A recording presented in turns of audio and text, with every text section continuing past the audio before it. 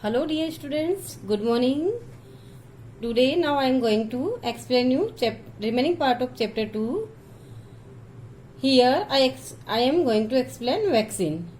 When a disease carrying microbes enter our body, the body produce antibodies. जब भी कोई disease carrying microbes हमारी body में enter करता है तो यहाँ पे हमारी बॉडी क्या करती है, उसके अगेंस्ट एक एंटीबॉडीज रिलीज करती है टू फाइट द इन्वेडर्स. ये बाहर से आए हुए बैक्टीरिया को फाइट करने के लिए एंटीबॉडीज रिलीज होता है हमारे बॉडी में. The body also remember how to fight the microbes if it enters again. Body को ये पता होता है कि अगर ये माइक्रोब्स हमारी बॉडी में इंटर करते तो इनसे कैसे फाइट किया जाए. इफ डेड और weakened microbes are introduce into a healthy body, the body fights and kill the invading bacteria by producing suitable antibodies. तो बॉडी क्या करती है, अगर कोई बाहर से माइक्रोब्स अंदर जाते हैं, वीक होते हैं या डेड या कोई भी एंटर करते हैं, तो बॉडी उनको किल करती है सुटेबल एंटीबॉडीज प्रोड्यूस करके. The antibodies remain in the body and we are protected from the disease. तो इस तरह से हमारी बॉडी एंटीबॉडीज प्रोड्यूस करती है जिससे हमारी बॉडी को खुद प्रोटेक्ट करती है एंटीबॉडीज के थ्रू. इस तरह से हम हमेशा के लिए डिजीज कॉजिंग माइक्रोब से बचे रहते हैं. This is how a vaccine work. Several diseases included cholera, tuberculosis, chickenpox, smallpox, hepatitis can be prevented by the vaccination. इन सब बीमारियों को वैक्सीनेशन के थ्रू बचाया जा सकता है. जैसे कि अभी बहुत सारे वैक्सीन निकले हैं, तो ये सारी बीमारियां जैसे बचपन से ही आपको अलग अलग टाइप की वैक्सीन दी जाती है, टीके दिए जाते हैं, इंजेक्शन दिए जाते हैं.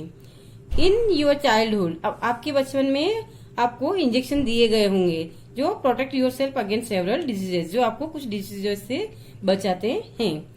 उसकी लिस्ट आप तैयार कर सकते हो. आप देख सकते हो आपकी मदर के पास जैसे आपको कौन से मंथ में कौन सा इंजेक्शन या कौन सी वैक्सीन की गई है, उसका पूरा एक चार्ट बना के बचपन में जब आप छोटे होते हो तब डॉक्टर लोग आपकी मदर को देते हैं. तो उसके अकॉर्डिंग कौन से मंथ में क्या लगाना है या कौन से ईयर में कौन सा वैक्सीन देना है, तो उसके अकॉर्डिंग देख के दिया जाता है. It is essential to protect all children against this diseases. Necessary vaccination are available in the nearby hospital. आपके आजू बाजू के हॉस्पिटल में ये सारी वैक्सीनेशन अवेलेबल होती हैं. You might have seen the advertisement on the TV and newspaper regarding protection of children against polio under the polio pulse polio programme. Pulse polio programme का जैसे कि बहुत एड आते रहते हैं टीवी पे की बच्चों के 2 बूंद पोलियो की, ऐसा एड आता है कि 2 बूंद देने से पोलियो से बचा जा सकता है. Polio drugs given in childrens are actually a vaccine. Actually ये भी क्या है, एक तरह की वैक्सीन है.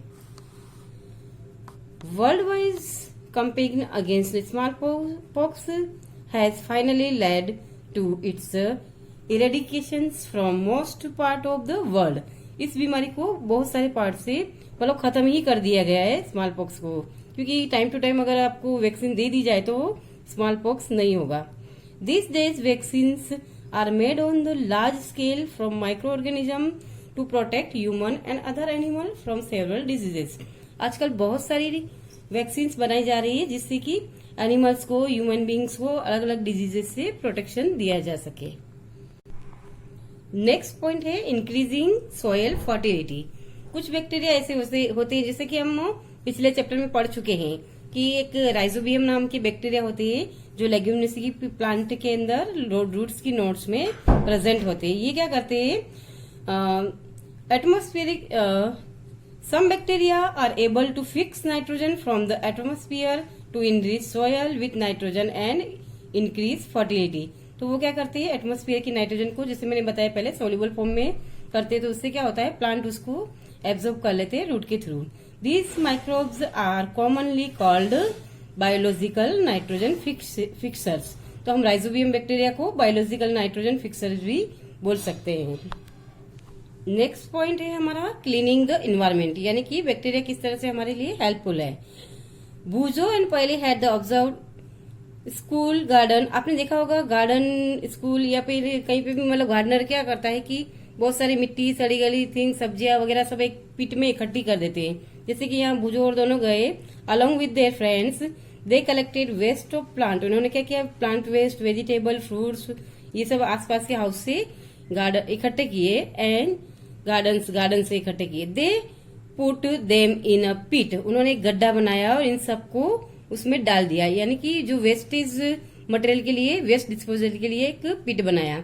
After some time it decomposed and got converted to manure, उन्होंने कुछ टाइम के बाद देखा तो ये क्या किसमें कन्वर्ट हो गए, सारे सड़ गल के डिकम्पोज होके मैन्योर में कन्वर्ट हो गए। और मैन्योर क्या काम आई, प्लांट की रूट्स के थ्रू प्लांट अगेन इसको ग्रहण कर लेते हैं। इस तरह से यह इन्वायरमेंट को क्लीन भी करता है और फर्टिलाइजर का काम भी करता है, मतलब बैक्टीरिया फर्टिलाइजर मैन्योर फॉर्म करने का काम भी करते हैं।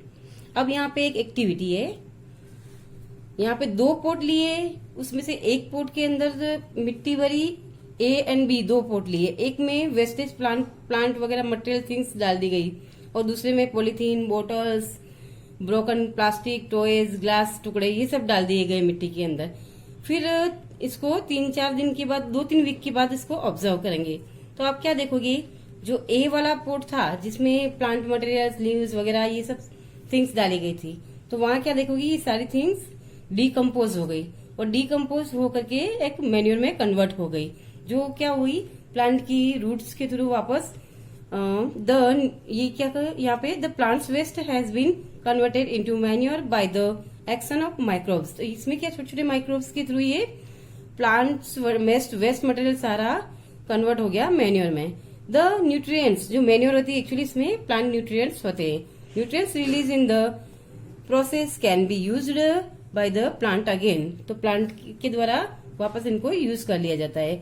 Did you notice that the pot B, अब बोट बी को आप नोट करोगे जिसमें plastic bags, empty glasses, bottles वगैरह सारे ब्रोकन पार्ट ऑफ टॉय वगैरह जो भी डाले थे उसमें प्लास्टिक के मटेरियल सारे, तो उसमें कोई भी चेंज दिखाई नहीं देगा।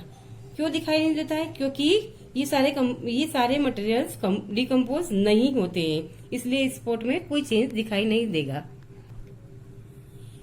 You often see large amount of dead organic matter in the form of a decaying plant and sometimes dead animals on the ground. You find that they disappear after some time. This is because of microorganism. Actually क्या आपने देखते हो कि large amount of, मतलब बहुत सारे dead organic matter देखते हैं और डिकेइंग प्लांट्स वगैरह, डेड एनिमल्स वगैरह अगर ग्राउंड पे देखते हो और कुछ दिनों बाद देखते हो तो आप वो डिसअपियर हो जाते हैं, यानी कि गायब हो जाते हैं। एक्चुअली क्या होता है, बहुत सारे माइक्रो ऑर्गेनिज्म उनमें होते हैं, वो क्या करते हैं, इनको डिकम्पोज कर देते हैं, डेड ऑर्गेनिक वेस्ट और प्लांट को और एनिमल को, और इनको कन्वर्ट करते हैं सिंपल सब्सटेंसेज में। These substances are again used by the other plant and animals, जो कि प्लांट और एनिमल के द्वारा यूज कर लिया जाता है। These microorganisms can be use to degrade the harmful and smelly substances and thereby clean up the environment. इस तरह से माइक्रो ऑर्गेनिज्म हमारे इन्वायरमेंट को पूरी तरह से, मतलब सड़ी गली थिंग्स को पूरा सड़ा के डेड करके उनको सॉइल में मिक्स हो जाती है, इस तरह से यह हमारे इन्वायरमेंट को पूरी तरह से क्लीन करते हैं। यहाँ पे हमने अभी तक पढ़ा कि बैक्टीरिया हमारे लिए किस तरह यूजफुल है या हमारे अच्छे काम के लिए कैसे काम आते हैं यहाँ पे। अब है हार्मफुल माइक्रो ऑर्गेनिज्म, जो हमारे लिए हानिकारक है या हमारे लिए अच्छे नहीं है, तो वो है harmful microorganisms. Microorganisms are harmful in many ways, ये अलग बहुत से तरीकों से हमारे लिए नुकसानदायक भी है। Some of microorganisms causes disease is human being, plant and animal. कुछ माइक्रो ऑर्गेनिजम्स डिजीज कॉज करते हैं प्लांट्स में, एनिमल्स में और ह्यूमन बींग्स में।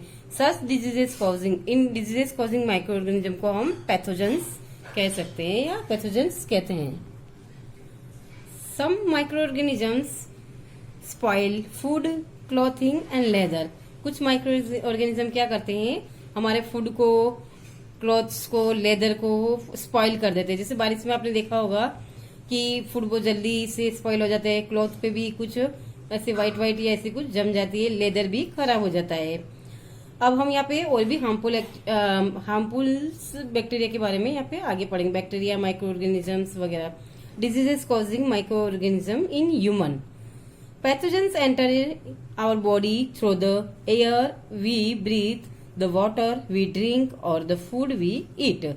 जो हम खाना खाते हैं, पानी पीते हैं या श्वास लेते हैं, इसके थ्रू क्या होता है, पैथोजेंस हमारी बॉडी में एंटर कर जाते हैं।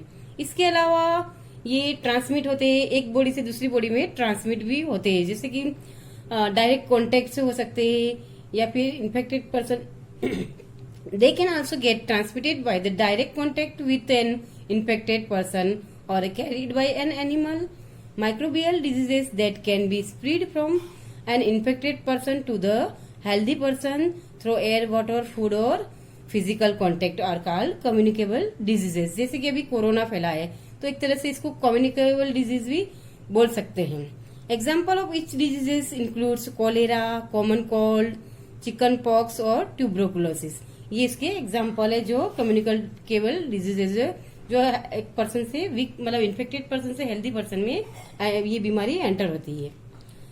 When a person suffering from common cold sneeze fine droplets, जब भी आप देखते हो कि आप कॉमन कोल्ड या मतलब सफरिंग होते हैं कॉमन कोल्ड से, जब आपको जुकाम होता है, छींक आती है तो बहुत सारे छींटे उड़ते हैं इधर उधर, तो वो छींटे में क्या है, बहुत सारे हजारों वायरसेस स्प्रेड हो जाते हैं एयर के अंदर। इस तरह से वो 1000 वायरस वापस जो भी वहां कांटेक्ट में आएगा, कोई भी पर्सन टच करेगा उस चीज को, थिंग्स को, तो वो उसके हाथ के थ्रू या हाथ से वो खाना खाएगा तो उसके थ्रू उसकी बॉडी में एंटर हो जाएंगे। द वायरसेस में enter the body of healthy person while breathing and causes infection. जब वो सांस लेता है तो भी उसके अंदर एंटर कर जाते हैं। अब ये इस तरह से एक दूसरे की बॉडी में एंटर करते तो इससे कैसे बचा जाए, इन कम्युनिकेबल डिजीज से कैसे बचा जाए? तो बचने के लिए सबसे पहले क्या करना चाहिए हमें, जैसे कि स्नीज आ रही है ना, मतलब छींक आ रही है, तो आपको हैंडकरचीफ नोज पर माउथ पर रखना चाहिए। जैसे अभी कोरोना चल रहा है तो मोस्टली सबको मास्क पहना दिया गया है ताकि उसके मुंह से एक दूसरे के मुंह पे वो वायरस जा नहीं सके, कोविड वायरस जो 19 है वो। तो इस तरह से हम प्रोटेक्शन करके हम बच सकते हैं कम्युनिकेबल डिजीजेस से। अब ये there are some insects and animal which act as carriers of diseases causing microbes. कुछ बैक्टीरिया, कुछ इंसेक्ट और एनिमल्स ऐसे हैं जो कैरीज करते हैं डिजीज वाले माइक्रोब्स को, जैसे कि हाउस फ्लाई आपने देखा होगा। वो क्या करती है, बहुत सारी गंदी चीजों पे उड़ती रहती है इधर उधर, और गार्बेज वगैरह या गंदगी के ऊपर बैठती है, और गंदगी से जो पैथोजेंस होते हैं उनको अपनी बॉडी पे चिपका लेती है, चिपक जाते हैं। और वो जब दूसरी जगह जाके बैठती है दूसरे फूड पे, तो वहां जाके जैसे कि अनकवर्ड फूड पे अगर वो जाके बैठती है तो वहां वो ट्रांसफर हो जाते हैं पैथोजेंस। इस तरह से बीमारी ट्रांसमिट हो जाती है। Whoever eats the contaminated food is likely to get sick। अगर अनकवर्ड फूड पे जाके वो हाउस फ्लाई जाके बैठी और इस कंटामिनेट फूड को अगर कोई खा लेता है तो वह बीमार हो जाता है। So it is advisable to always keep food covered. इसलिए कहा जाता है कि फूड को हमेशा कवर्ड रखा जाए। Avoid consuming uncovered items of food. Another example of carries is the female anopheles mosquito. Female anopheles mosquito के बारे में पहले आप पिछली क्लास में सुन चुके होंगे, जो मलेरिया कोज करती है हमारी बॉडी में। मलेरिया के पैरासाइट्स को वो लेके, जिसको प्लाज्मोडियम बोलते हैं, वो पैरासाइट्स इसकी बॉडी में होते हैं। वो क्या करती है, जब भी किसी हेल्दी पर्सन को काटती है तो वो पैरासाइट्स उसकी बॉडी में ब्लड के थ्रू एंटर कर देती है और इस तरह से उनको मलेरिया हो जाता है। फीमेल एड्स मॉस्किटो, और फीमेल एड्स मॉस्किटो होती है वो डेंगू वायरस को कैरी करती है और दूसरे की बॉडी में इस तरह से, जैसे कि वो जैसे ही काटती है तो उसकी बॉडी में एंटर हो जाते हैं। इस तरह से बीमारियां फैलती हैं। All mosquitoes breed in water. अब इनसे कैसे बचा जाए, इन मॉस्किटोज वगैरह से कैसे बचा जाए, क्योंकि मोस्ट ऑफ मॉस्किटो क्या करते हैं, पानी के अंदर अपना ब्रीडिंग करते हैं। Hence one should not let water. इसलिए वाटर को कहीं पे भी कलेक्ट होने नहीं दिया जाना चाहिए, जैसे कि हो सकता है कूलर से, टायर से, फ्लावर पॉट है, etc. By the keeping the surrounding clean and dry we can prevent mosquito from breeding. अब हमारे इन्वायरमेंट को साफ सुथरा सूखा रख के हम मॉस्किटो को ब्रीड करने से रोक सकते हैं, यानी कि और मॉस्किटो पैदा हो उससे पहले ही उसको पैदा नहीं होने दिया जा सकता है, अगर इनको सब जगह से पानी वगैरह हटा दिया जाए, ड्राई रखा जाए। ट्राई टू मेक, अब एक लिस्ट बनानी है। Try to make list of measures which help to avoid the spread of malaria. Malaria को कैसे रोका जाए, ये सब के लिए आप क्या कर सकते हैं, वो कर सकते। अब यहाँ पे नेक्स्ट टॉपिक है हमारा ह्यूमन डिजीजेज है और किसकी वजह से होते हैं, उनको ट्रांसमिशन का मोड कौन सा, प्रिवेंशन कैसे किया जाए, ये हम पढ़ेंगे हमारे नेक्स्ट लेक्चर में। आज के लिए इतना ही, गुड बाय।